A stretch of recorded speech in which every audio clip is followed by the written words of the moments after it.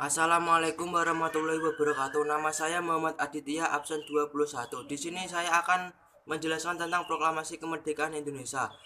Satu, peristiwa penting menjelang proklamasi kemerdekaan Indonesia. A. Janji Koiso. Janji Koiso merupakan janji yang diberikan oleh Perdana Menteri Koiso pada tanggal 7 September 1944.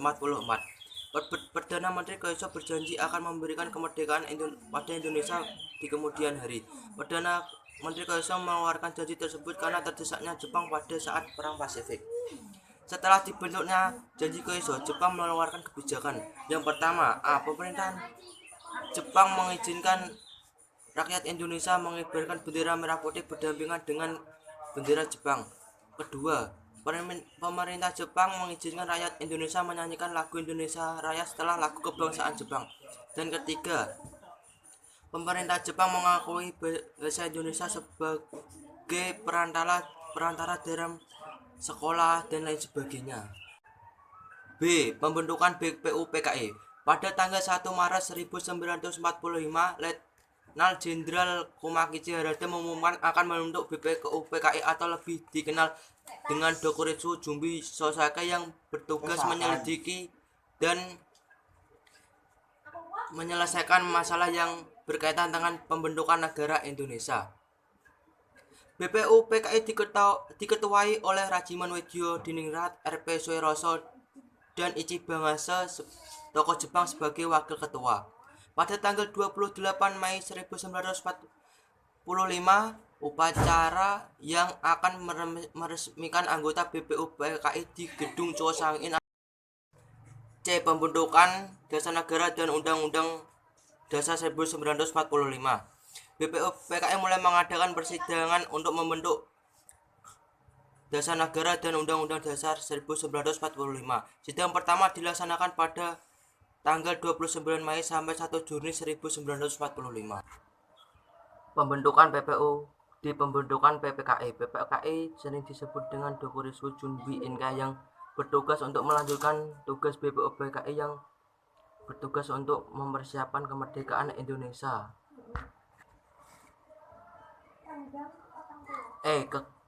Kekalahan Jepang dan kekosongan pemerintahan. Pada saat dibomnya kota Hiroshima dan Nagasaki, Jepang mengalami kemunduran dan kelemahan. Pada tanggal 14 Agustus 1945 akhirnya Jepang menyerah pada sekutu, dan pada tanggal itulah golongan muda akan mempersiapkan kemerdekaan Indonesia.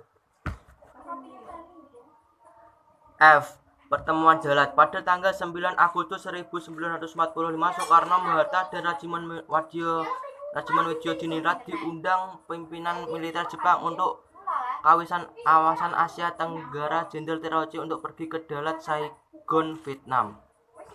Pada 12 Agustus 1945, rombongan Soekarno mengadakan pertemuan dengan Jenderal Terauchi yang berisi tentang kekalahan Jepang yang diambang kekalahan dan akan kemerdekaan Indonesia.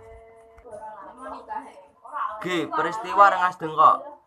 Karena perbedaan pendapat antara kedua golongan muda dan tua, akhirnya Soekarno dibawa ke Rengas Dengklok untuk merumuskan suatu dasar negara supaya dapat segera memerdekakan kebangsaan Indonesia.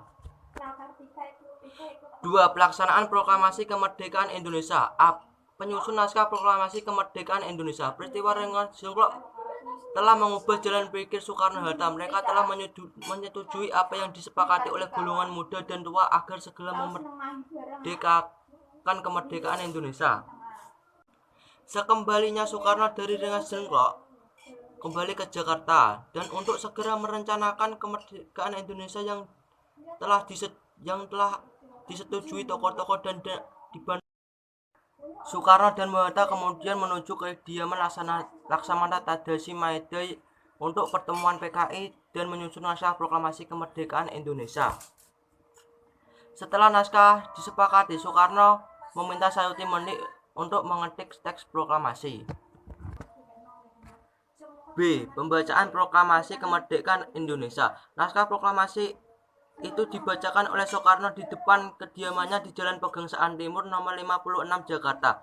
Sebelumnya naskah proklamasi kemerdekaan direncanakan akan dibacakan di lapangan Ikada sekitar pukul 10 waktu WIB yang mengatasnamakan atas nama bangsa Indonesia.